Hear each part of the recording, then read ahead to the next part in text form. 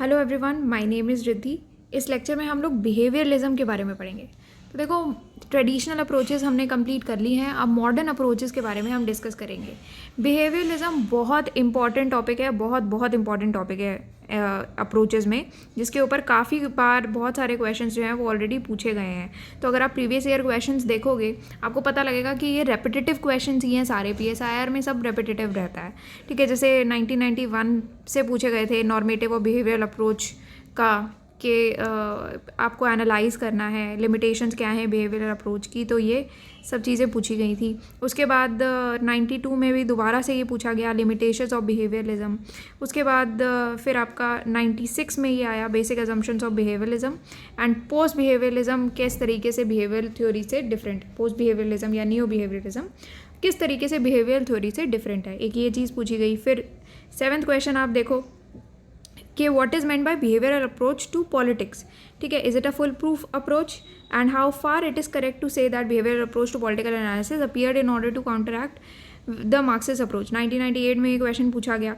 उसके बाद आपका 99 में ये अगेन यही पूछा गया, बिहेवियरल और पोस्ट बिहेवियरल अप्रोचेस की वीकेस्ट एस्पेक्ट को आपको क्रिटिकली इवैल्यूएट करना है कि पॉलिटिकल सिस्टम के एनालिसिस में, ठीक है। फिर वापस से ये बिहेवियर रेवोल्यूशन के बारे में पूछा गया, post behaviouralism is not a negation of political revolution, इन सब के बारे में पूछा गया।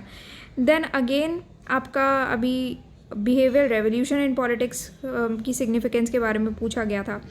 उसके बाद 2016 का ये क्वेश्चन है, पोस्ट बिहेवियर अप्रोच के बारे में क्वेश्चन पूछा गया था। मतलब बिहेवियरलिज्म जो है वो एक इम्पॉर्टेंट टॉपिक चलता आ रहा है, काफ़ी बार इससे पूछा जा चुका है, तो इसीलिए ये टॉपिक जो है बिल्कुल मिस नहीं करना है और पढ़ना ज़रूरी है। सो अभी this topic is part of PSIR optional course. तो यहाँ पर आप जाओगे वेबसाइट पर तो आपको ये ऑप्शनल कोर्स मिल जाएगा। अगर आप यहाँ पर क्लिक करोगे देन आप ये वाले पेज पर आप लैंड करोगे and political science and international relations optional course है। और मेंस एग्जामिनेशन से पहले 1 महीना पहले ये कोर्स पूरा कंप्लीट हो जाएगा। बेसिक और एडवांस लेक्चर्स में हमने इसको डिवाइड किया है। बेसिक लेक्चर्स फ्री रहेंगे यूट्यूब पर, एडवांस लेक्चर्स पेड लेक्चर्स हैं। कंसेप्ट की क्लैरिटी के लिए बेसिक लेक्चर्स आपके लिए काफ़ी हैं, ठीक है। तो उससे कंसेप्ट आपके सारे क्लियर हो जाएंगे। तो बिहेवियरलिज्म जो है वो 20th सेंचुरी के जो स्टार्टिंग का टाइम है उसमें एमर्ज हुआ था। ऑल्दो 1950s ऐसा टाइम था जब ये पूरी तरीके से एकदम क्लियर हो गया था कि एक अप्रोच बन करके सामने आ गई थी। बिहेवियरलिज्म अगर हम डेविड ईस्टन जो है उसके उनके अकॉर्डिंग देखेंगे तो आपके पॉलिटिकल साइंस में भी रिसर्च को एनालाइज करने के बारे में बात करता है कि नेचुरल साइंसेस के मॉडल पे बेसिकली क्या है कि अगर आपको किसी भी थ्योरी को एनालाइज करना है, जो आपकी प्योर साइंस ऑफ पॉलिटिक्स को अगर आपको डेवलप करना है तो आपको रिसर्च पर काम करना पड़ेगा, थ्योरी बिल्डिंग एक्सरसाइज पे काम करना पड़ेगा। तो ये होता है ना कि आपने पॉलिटिकल थ्योरी को सिर्फ इंटेलेक्चुअल वे में देख लिया है, हिस्टोरिकल आइडियाज़ में देख लिया है, क्रोनोलॉजी देख ली है उसकी, उस वे में अगर आप पढ़ोगे पॉलिटिकल थ्योरी को तो वो काम नहीं चलेगा। पॉलिटिकल थ्योरी को अगर सही तरीके से पढ़ना है तो आपको प्रैक्टिकली उसको देखना पड़ेगा। प्रैक्टिकल रेलेवेंस के बिना पॉलिटिकल थ्योरी बेकार है पढ़ना, ठीक है। तो अगर आपको आज की कंटेम्प्रेरी पॉलिटिकल रियलिटी को समझना है, कॉम्प्रिहेंड करना है, देन पॉलिटिकल थ्योरी को प्रैक्टिकली आपको देखना पड़ेगा। 50s में अगर हम देखें तो एक इवैल्यूएटिव और प्रिस्क्रिप्टिव एनालिसिस चलता आ रहा था और क्लासिकल ट्रेडिशन जो है वो फॉलो हो रहा था। जो ट्रेडिशनल अप्रोचेस हमने देखी थी ना, तो उसमें ट्रेडिशनल अप्रोचेस के जितने भी सपोर्टर्स थे वो लोग बिहेवियरलिज्म को एक पॉलिटिकल थ्योरी के थ्रेड की तरह देखते थे। साइंटिज्म ऑफ बिहेवियरलिज्म को एक पॉलिटिकल थ्योरी के थ्रेड की तरह देखते थे। बट अगर हम बिहेवियरलिस्ट की बात करें जो कि मॉडर्न अप्रोच है एक, तो बिहेवियरलिज्म ये देखते थे कि जो नॉर्मेटिव पॉलिटिकल थ्योरी है ना, ये साइंटिफिक रिसर्च में एक बहुत बड़ा हिंड्रेंस बन करके आती है कि भाई साइंटिफिक इम्पेरिक बेसिकली अगर मैं बिहेवियरलिज्म का एक शॉर्ट में बताऊँ ना, तो ये लोग नॉर्मेटिव वालों को थोड़ा सा अपोज करते हैं और इम्पेरिसिज्म पे ज़्यादा जाते हैं। जो आपकी इम्पेरिकल अप्रोच थी जिसमें आप साइंटिफिक डेटा वगैरह के बारे में बात करते हो, वेरिफिकेशन की बात करते हो, तो उस पर ज़्यादा रहते हैं। तो अब बिहेवियरलिस्ट अप्रोच है क्या? 1916 में यूनाइटेड स्टेट्स में काफ़ी डोमिनेंट थीम रही थी और एक सिंपल सा क्वेश्चन है जिस पर ये फोकस करती है, जिस पर ये चलती है कि भाई लोग वैसा बिहेव करते क्यों हैं जैसा वो बिहेव करते हैं, कि why do people behave the way they do. तो ये जो है सोशल, बाकी की जितनी भी सोशल साइंसेस है उनसे किस तरीके से डिफ़र करते हैं, तो 2 तरीके हैं। सबसे पहली चीज़ कि आप मान लो अगर आप अकेले होते हो तो आपका बिहेवियर अलग होता है ना, और आप एक ग्रुप में बैठे होते हो, एक सोशल सेटिंग में बैठे होते हो, तो आपका बिहेवियर अलग होता है। तो एक ऑब्जर्वेबल बिहेवियर, लोगों के बिहेवियर को ऑब्जर्व करना इंडिविजुअल लेवल पे और एक ग्रुप के लेवल पे, ग्रुप ये एक बेसिक यूनिट है एनालिसिस के लिए। साथ में एक दूसरी चीज़ जो ज़्यादा इंपॉर्टेंट चीज़ है कि क्या किसी भी पर्सन के इस तरीके से, चाहे वो इंडिविजुअल के लेवल पे हम बिहेवियर एनालाइज करते हैं, चाहे ग्रुप के लेवल पे एनालाइज करते हैं, तो किसी भी पर्सन का इस तरीके से बिहेवियर एक्सप्लेन करना, क्या ये एम्पेरिकली पॉसिबल है, इनका एम्पेरिकली टेस्ट करना ये पॉसिबल है या नहीं है, ये चीज़ पर ये जो बिहेवियरलिज्म है ये फोकस करता है। तो ये जो है ना कि आपका बेसिकली क्या है कि आपका जो है आप नॉलेज पे चलते हो, हिस्ट्री ऑफ आइडियाज़ पे चलते हो, आप अपनी फ़िलॉसफी पे चलते हो, तो ये सब चीज़ें जो हैं वो बिहेवियरलिस्ट रिजेक्ट करते हैं। ठीक है, कि ह्यूमन बींग्स एंड सोसाइटी, इन सब चीज़ों को बिहेवियरलिज्म जो है वो रिजेक्ट करता है। बट ये क्या प्रेफर करता है, आपकी फैक्ट्स पे, फैक्चुअल चीज़ें, स्टैटिस्टिकल इंक्वायरीज। तो ये बिहेवियरलिस्ट कहते हैं कि एक्सपीरियंस ही सिर्फ एक नॉलेज का बेसिस हो सकता है।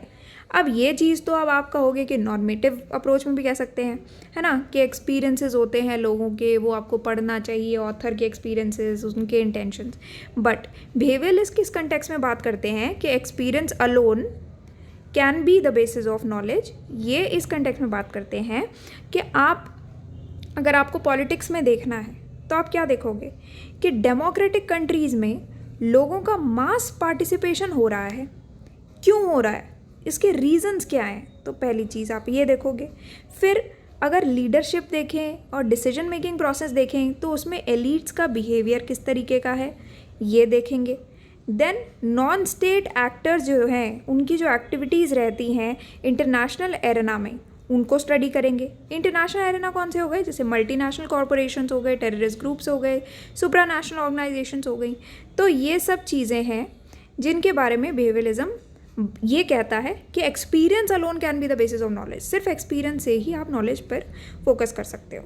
तो ये क्या हो गया, आपके पूरा एक्सपीरियंस हुआ ये पूरी चीज़, तो आपका ये पूरा आपका वेरीफाइबल डेटा है सारा। तो बिहेवियरलिज्म जो है वो किसी भी जो फिलोसफिकल आर्ग्यूमेंट्स रहे हैं ना पॉजिटिविज्म के, पॉजिटिविज्म क्या था, बेसिकली पॉजिटिविज्म भी इसी बारे में बात करता था कि आपके जितने भी ये आइडियाज़ थे थीज़म वाले, मेटाफिज़िक्स वाले, वो ये कहता था पॉजिटिविज्म के साइंटिफिक डेटा पे ज़्यादा रियलाइज़ करता था। ठीक है, पर बिहेवियरलिज्म जो है पॉजिटिविज्म की तरह एक एक्सप्लेनेटरी थ्योरी की करेक्टनेस पे जब फोकस करता है तो उसको 3 तरीके से इवैल्यूएट करता है। किसी भी थ्योरी की इंटरनल कंसिस्टेंसी, और किसी भी थ्योरी की जो भी कंसिस्टेंसी रहेगी, इंटरनल कंसिस्टेंसी रहेगी, वो अदर थ्योरीज़ के रिस्पेक्ट में उसको एनालाइज करना कि अगर एक, मान लो थ्योरी जो है, एक थ्योरी किसी एक पर्सन को एक्सप्लेन कर रही है, तो ये थ्योरी जो है जिस तरीके से एक्सप्लेन कर रही है, बाकी थ्योरीज़ भी उसी थ्योरी के बेसिस पर ही कंसिस्टेंट हैं इस थ्योरी को एक्सप्लेन करने में या फिर नहीं। कैसे आप थ्योरीज़ को रिलेट कर पाते हो।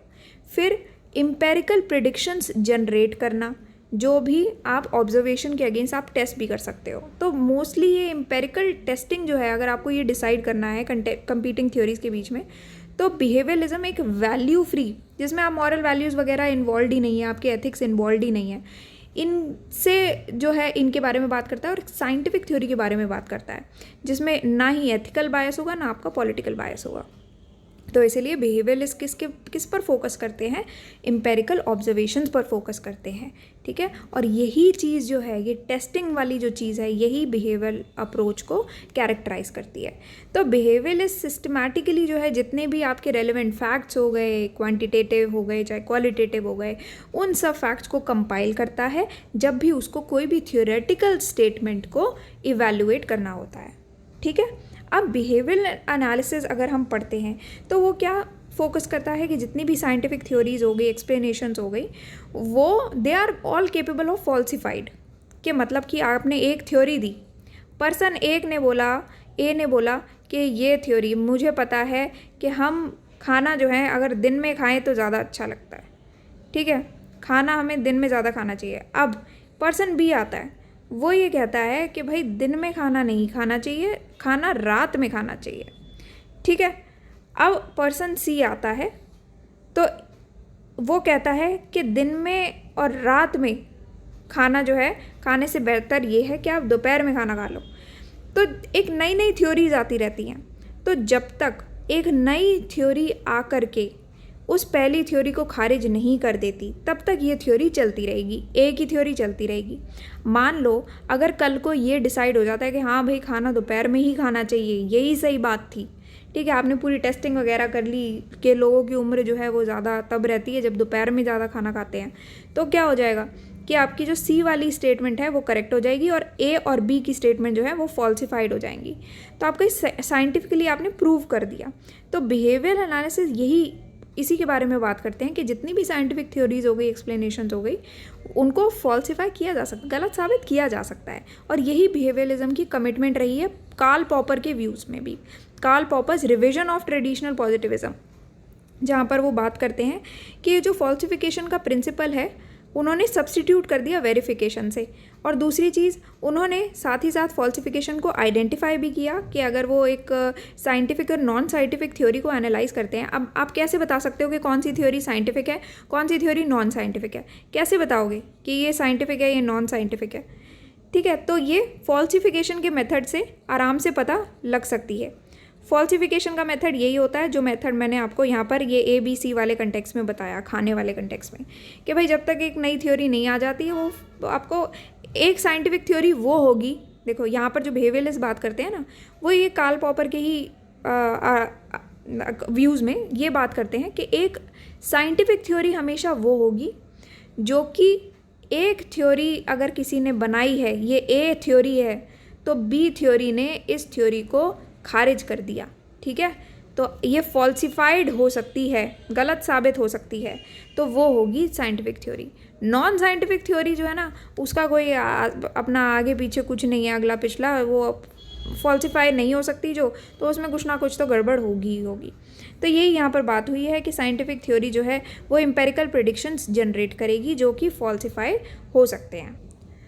और अगर ये आप किसी भी साइंटिफिक थ्योरी को एम्पेरिकली प्रेडिक्शन से नहीं आप जनरेट कर सकते और अगर आप फॉल्सिफाई नहीं कर सकते उसको, तो इसका मतलब है कि यहाँ पर जो है आप कुछ भी मीनिंगफुल एक्सप्लेन करने में आप फेल हो जाओगे, वो आप नहीं कर पाओगे।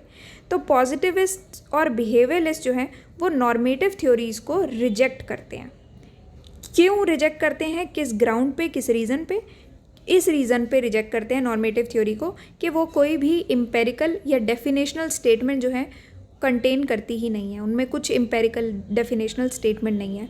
ठीक है, अब एग्जांपल के तौर पर लासवेल और कैप्लिन्स राइटिंग जो है, जो on the classics of political theory, वो क्या बारे में बात करता है कि अगर आप बेसिकली क्या है कि अगर आप एक कंपाइलेशन लोगे और अगर आप उस ये वाले मान लो आपने ये एक पर्टिकुलर आपने एक कंपाइलेशन लिया, या इसमें आपने कंपाइलेशन में आपके अराउंड 300 सेंटेंसेस थे। ठीक है, अब इसमें क्या लिया आपने, अलग अलग ऑथर्स, अलग अलग थिंकर्स के, जो भी आपके एंशिएंट थिंकर्स हैं, उनके आपने अलग अलग स्टेटमेंट्स, अलग अलग सेंटेंसेस लिए।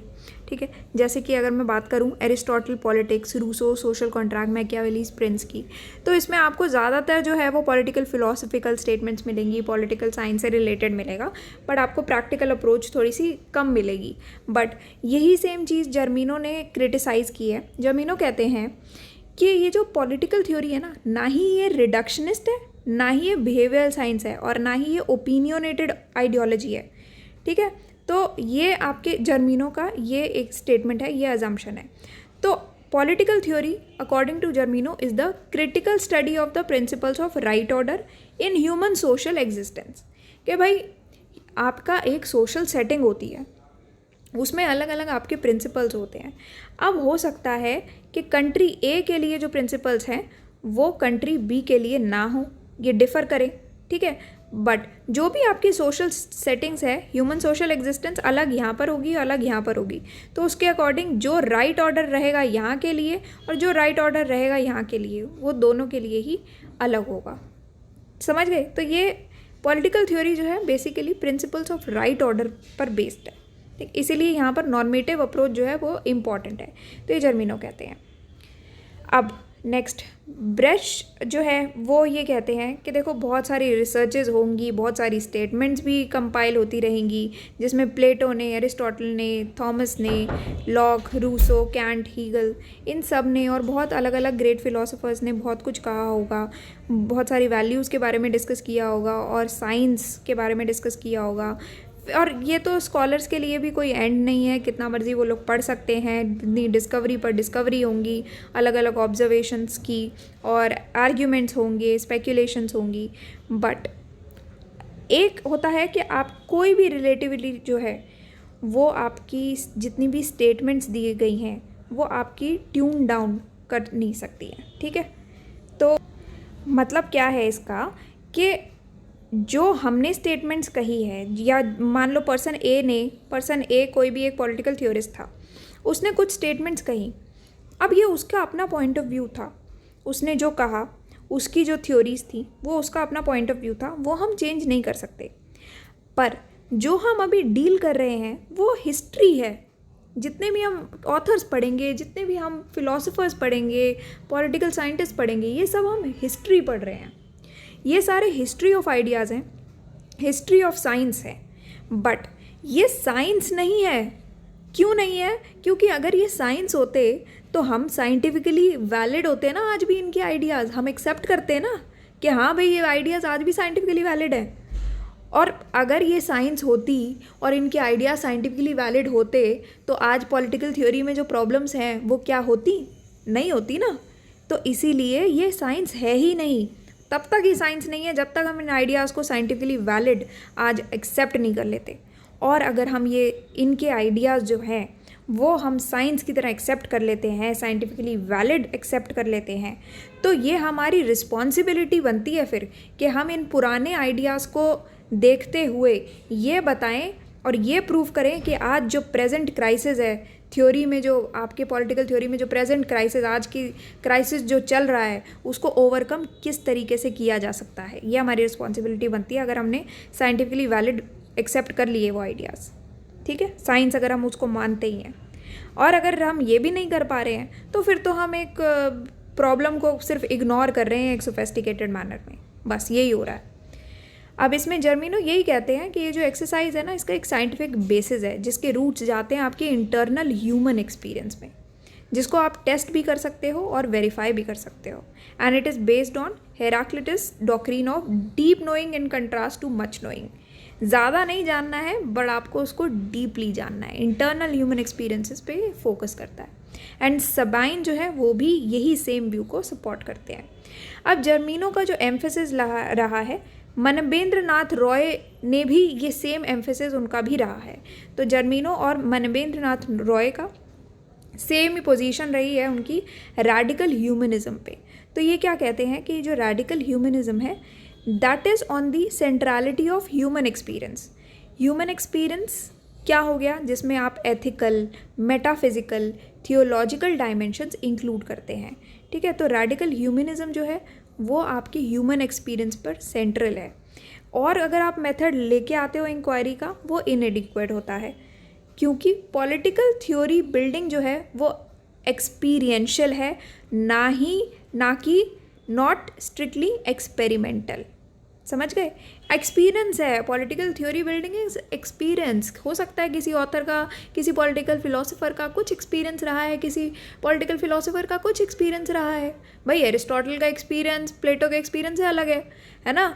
ऐसी J.S. मिल का एक्सपीरियंस प्लेटो से अलग होगा। ऐसे सबके एक्सपीरियंसेस अलग है, ठीक है। तो इसीलिए सब अपने पॉलिटिकल थ्योरी बिल्डिंग जो है वो एक्सपीरियंस से है, एक्सपीरियंशियल है, एक्सपेरिमेंटल नहीं है कि किसी ने अभी एक्सपेरिमेंट कर दिया, फलाना एक्सपेरिमेंट कर दिया, ये है। और गांधी जी का जो व्यू है, तो Gandhi ji's use of inner voice to defend an action would meet the approval of this kind of argument, ठीक है। तो सिंपल सी चीज़ थी कि गांधी जी भी अगर अपना बात करते थे तो इनर वॉइस की बात करते थे ना, जो भी आपके दिल से आती है चीज़, ठीक है। तो कोई भी एक्शन होता है वो आप किस तरीके से होता है, आपके मन से आता है, जो भी आपके दिल से आती है चीज़, एक्सपीरियंस से आती है ना, वो एक्सपेरिमेंटल चीज़ नहीं है। तो वो भी यही जर्मीनो और मनवेंद्रनाथ रॉय के आर्ग्यूमेंट को ये सपोर्ट करेंगे। ठीक है, तो ये था बस बिहेवियरलिज्म के बारे में। अब नेक्स्ट चीज़ जो है वो होगा क्रिटिसिज्म ऑफ बिहेवियरलिज्म, वो हम लोग नेक्स्ट पार्ट में इसका डिस्कस करेंगे। This was part 1 of behaviourism. But देखो बिहेवियरलिज्म बिल्कुल भी छोड़ के मत जाना, सारे ये टॉपिक्स कर लेना और थिंकर्स के नाम भी लिख कर रख के आना, क्योंकि इंपॉर्टेंट है, काफ़ी इंपॉर्टेंट टॉपिक, आपको पता है हर साल पूछा जाता है। ठीक है, तो ये हम नेक्स्ट पार्ट में करेंगे। That's all for today and this our website, you can log in to our website for more details about the courses and that's all for today and thank you for watching the lecture.